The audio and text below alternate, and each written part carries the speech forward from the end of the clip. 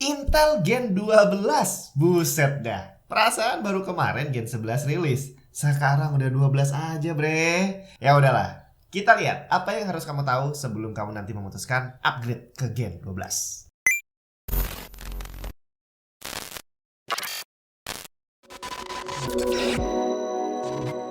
Halo, Joni mana? Kali ini saya kedatangan sebuah barang istimewa. Satu motherboard Z690 Aorus Master untuk CPU Intel Gen 12 Alder Lake. Gila nggak? Aduh, saya sendiri sampai kaget nih. Kok tiba-tiba udah ada Gen 12 aja, sedangkan Gen 11 rasanya barusan kemarin saya tes. Ya sudahlah. Sebelum nanti kita bicara tentang CPU-nya, bukan di video ini pastinya, kita bicara dulu tentang motherboardnya. Kita lihat isinya kayak gimana. Gigabyte Z690 Aorus Master LGA 1700, PCI Express 5, DDR5. Astaga, GPU PCI Express 4 aja barusan keluar. Sekarang motherboardnya udah PCI Express 5 aja. NVMe Gen 4 aja belum sempat punya, udah mau keluar Gen 5 aja. Astaga. Udah gak apa-apa, langsung lihat aja isinya kayak gimana. Oke, yang pasti ini adalah unit motherboardnya. Kita keluarin dulu aja ya. Kita buka kelengkapan lainnya dulu nih. Ini dapat stiker. Oke, terus buku manual. Oke, terus multilingual installation guide. Oke, terus ini apa? Stiker. Oke juga. Terus ini ada kabel-kabel. Terus ada kabel-kabel lagi. Oke, keluarkan dulu kardusnya. Oke, sebelum kita masuk ke motherboardnya, ini ada kabel SATA dulu nih. Terus ini kabel, ya kabel nanti kita cek aja. Oh, untuk WiFi ini, untuk WiFi ini untuk WiFi. Terus ini untuk RGB. Ini nanti kita cocokin sama manual booknya ya. Ada baut dan segala macam. Kelengkapannya ada di sini. Untuk apanya nanti di manual book lebih jelas. Oke, ini adalah kelengkapannya. Sekarang kita cek langsung aja ke motherboardnya.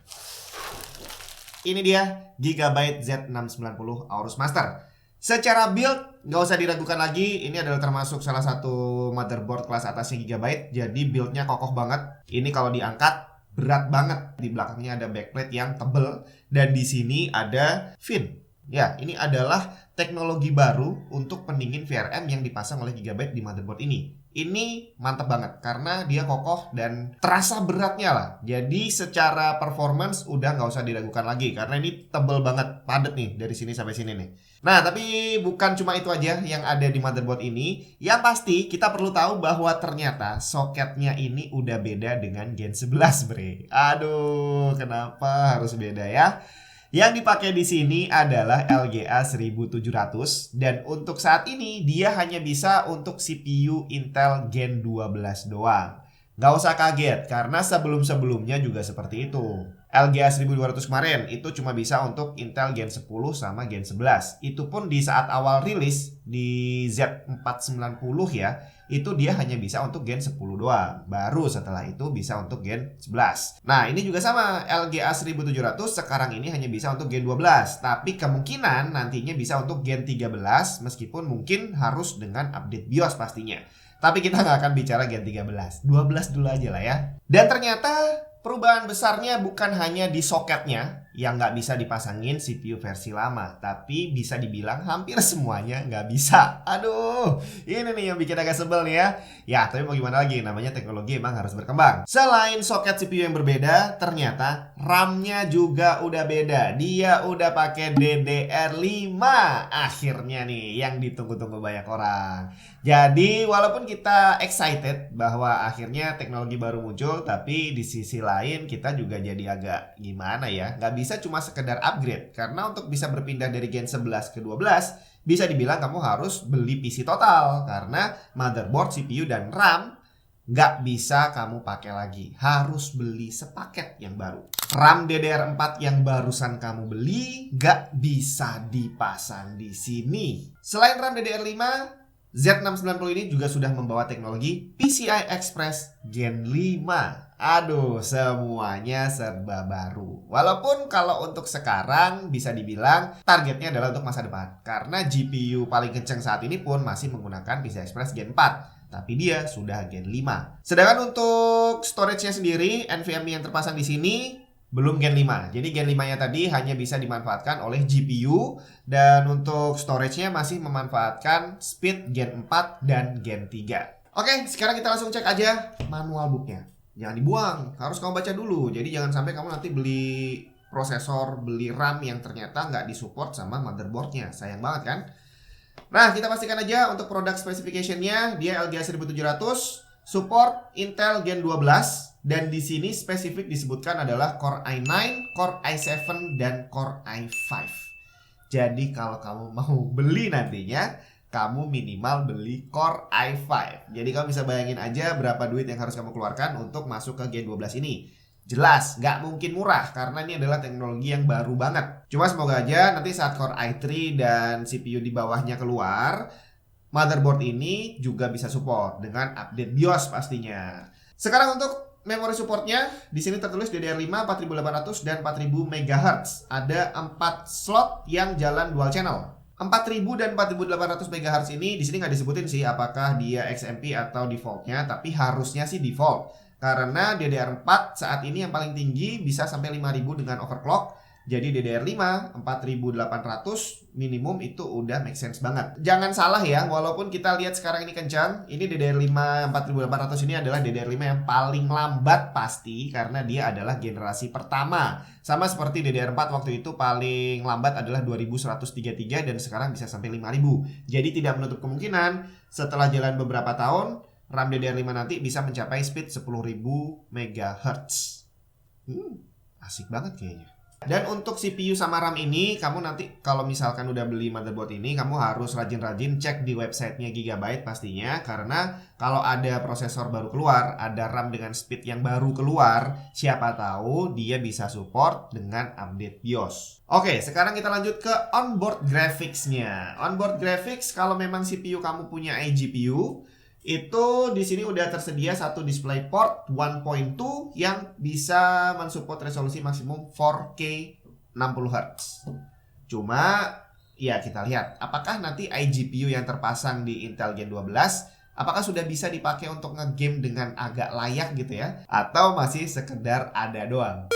Fitur berikutnya yang menarik adalah dari LAN. LAN yang terpasang di sini cuma ada satu, tapi udah 10 gigabit per second. Mantap banget. Kemudian untuk Wi-Fi-nya juga udah pakai Wi-Fi 6E yang di sini tertulis speed maksimumnya mencapai 2,4 gigabit per second. Dan ini bagus banget karena kalau sampai nantinya LAN 10 GB dan Wi-Fi 6E itu udah jadi standar, semua motherboard baru pakai kecepatan 10 GB dan 6E tadi, maka diharapkan harga komponen pendukung lainnya juga akan semakin turun. Karena sekarang ini kalau kita mau beli router Wi-Fi 6 masih mahal. Karena sekarang filenya itu ukurannya gede-gede bre. Game udah nggak ada lagi yang 5 GB. Sekarang kapasitasnya udah mencapai puluhan sampai ratusan giga. Jadi kalau transfer pakai speed 1 gigabit per second bakal lama banget. Nah, sekarang kita masuk ke expansion slot. Di sini ada tadi di sini udah saya bilang ini adalah PCI Express 5x16 untuk GPU, tapi untuk saat ini teknologi GPU yang ada masih memanfaatkan PCI Express generasi keempat. Nggak masalah, berarti ini future proof. Terus untuk storage interface-nya, kalau di generasi sebelumnya itu kita bisa pasang NVMe Gen 4 tergantung dari CPU-nya, karena chipsetnya Z590 itu masih Gen 3. CPU-nya Gen 11 udah Gen 4. Bingung ya? Pokoknya gitulah. Nah, di Z690 ini udah berubah, bre.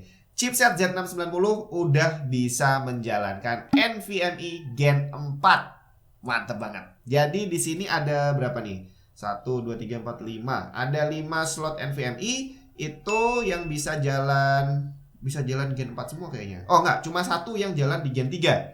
Terus walaupun udah ada Gen 4 semua, ternyata masih disediain port SATA di sini, masih ada 6 port SATA yang bisa kamu pakai kalau kamu masih pakai SSD ataupun hard disk dengan colokan SATA. Kemudian untuk colokan USB, ternyata masih belum pakai USB 4. Emang udah ada USB 4 ya? Udah ada logonya, tapi kayaknya belum dipasang ke motherboard. Karena ini motherboard terbaru aja, masih speed paling kencangnya adalah USB 3.2 Gen 2x2, berarti 20 GB per second. Itu dalam bentuk USB Type-C di belakang, ada 2. Kemudian yang USB Type-A-nya itu 3.2 Gen 2. Dan bahkan kita masih dikasih USB 2.0 tapi lewat ini internal. Jadi kalau kamu nanti butuh pasang-pasang peripheral daripada dicolokin ke USB 3, itu kan sayang banget. Mendingan dicolokin ke USB 2. Oke, sekarang kita lihat fisiknya dari Gigabyte Z690 Aorus Master ini.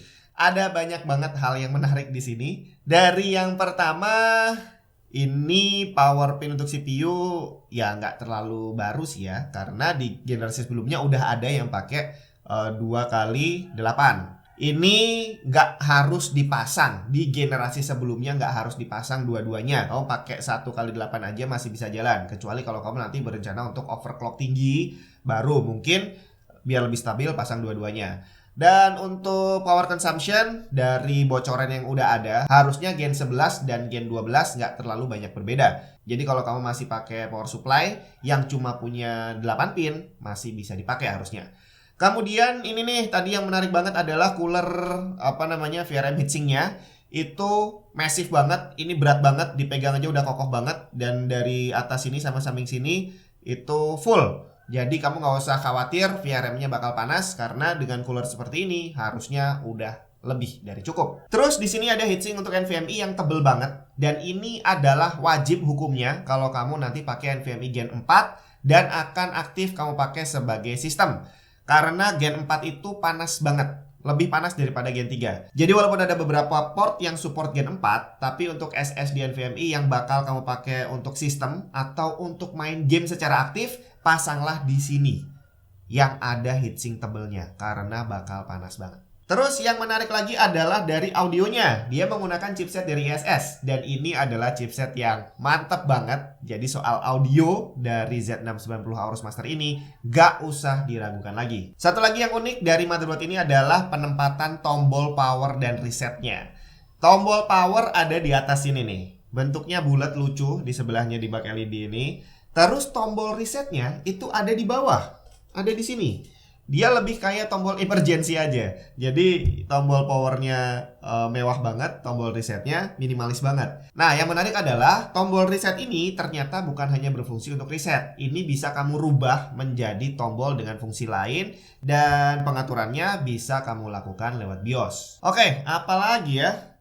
Banyak sih sebenarnya, cuma tidak semuanya adalah teknologi baru. Banyak dari fitur di sini sebenarnya udah ada di generasi yang lama juga. Termasuk nih, salah satunya adalah Thunderbolt. Terus di back panel ini ada tombol Clear CMOS sama tombol Q Flash. Dan ini yang pasti, satu lagi yang mau saya ingetin adalah Gen 12 tidak bisa menjadi opsi upgrade karena teknologinya baru semua. Soketnya baru, RAM-nya juga baru. Jadi pertimbangan lagi buat kamu yang mungkin baru aja upgrade ke Gen 11 dan gatel pengen upgrade ke Gen 12, berarti budget yang harus kamu keluarkan lebih banyak. Tapi kalau kamu masih pakai Gen 10 atau yang lebih tua, maka mungkin worth it aja untuk kamu upgrade nantinya ke Gen 12 ini. Ya, kurang lebih seperti ini fitur yang ada di motherboard Gigabyte Z690 Aorus Master. Bagaimana performance-nya? Bagaimana nanti CPU Gen 12? Apakah jauh lebih kencang?